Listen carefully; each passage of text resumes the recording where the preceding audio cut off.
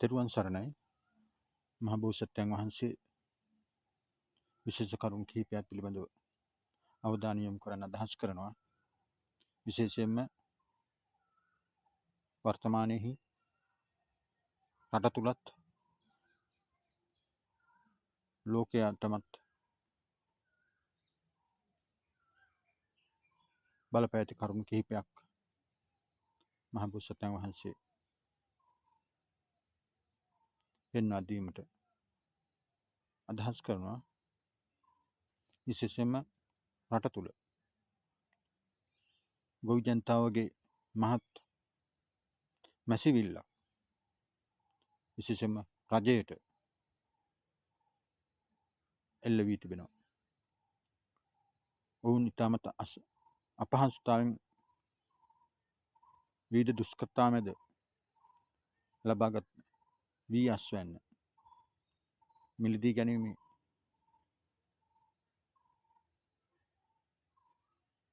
යාන්ත්‍රණයක් නොමැතිකම නිසා අද ඔවුන්ව මහත් පීඩාවන්ට පත්ව ඇති ස්වභාවයක් මහ බෝසත්යන් වහන්සේ නිරීක්ෂණය කරනවා. විශේෂයෙන්ම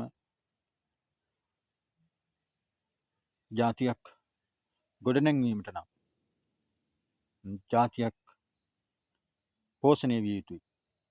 ජාතිය පෝෂණය කරන ගොවියා අපි රැකගත යුතුයි. ඔහුගේ අස්වැන්නට මිලදී ගැනීමේ යාන්ත්‍රණයක් ගොඩනැංවීමට නොහැකි පිරිසක් නම් රටක් පාලනය කරන්නේ. මේ රටට මොකද්ද තිබෙන අනාගතය? මහ බෝසත්යන් වහන්සේ පවතින පාලකයන්ට විශේෂයෙන්ම අවධාරණය කරනවා. ගොවියගේ අස්වැන්න මිලදී ගැනීමට වහාම මැදිහත් වන ලෙස රජයක් හැටියට ඔවුන්ගේ අස්වැන්නෙන් 50%ක්වත් මිලදී ගැනීමට කටයුතු කළ යුතුයි. එසේ නොකරන්නේ නම් ඔවුන්ගේ අස්වැන්න රටේ කිහිප දෙනෙක් විසින් මංකොල්ල කනකන්ද බලන් සිටින්නේ. විශේෂයෙන්ම ඉදිරියේදී දරුණු ආහාර අර්බුදයක් අපට පැමිණීමට නියමිතයි. ඒ සඳහා දැම්ම අපි යොහුසුලුව ආහාර සුරක්ෂිතතාවය පිළිබඳව කටයුතු කළ යුතු තිබෙන අවස්ථාවක තිබෙන අස්වැන්න වත් මිලදී ගැනීමට මැදිහත් නොවනවා නම් අපේ අනාගතය මොකද්ද?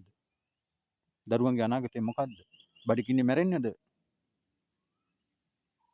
වෙන්නේ?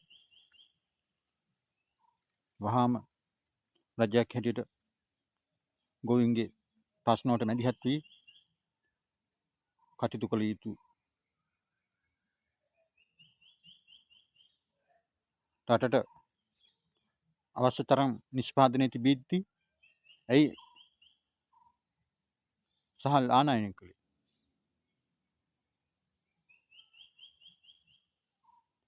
එවැනි අදුර්දර්ශ ක්‍රියාමාර්ග ඇයි ඔබලා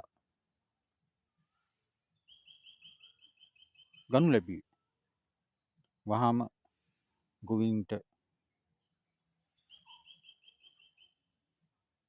වී කිලෝයක් සඳහා රුපියල් 130ක්වත් ලබා දී ඔවුන්ගේ මිලදී ගැනීම සඳහා වහාම මැදිහත් වීම රජයේ වගකීමක් ලෙස සැලකිය යුතුයි. මහ බෝසත්යන් වහන්සේ නුදුරු අනාගතයේදී ඉතාමත්ම කෙටි කාලයක් තුළ මේ රාජ්‍යයේ භාරකත්වය ලබා දිය යුතුව තිබෙනවා. එහිදී විශේෂයෙන්ම ගොවි ජනතාවගේ දැවෙන ප්‍රශ්න සහ ඔවුන්ගේ අනාගතය වෙනුවෙන් මහ බෝසත්යන් වහන්සේ අප කැප වෙන බව සඳහන් කරනවා. තෙරුවන් සරණයි.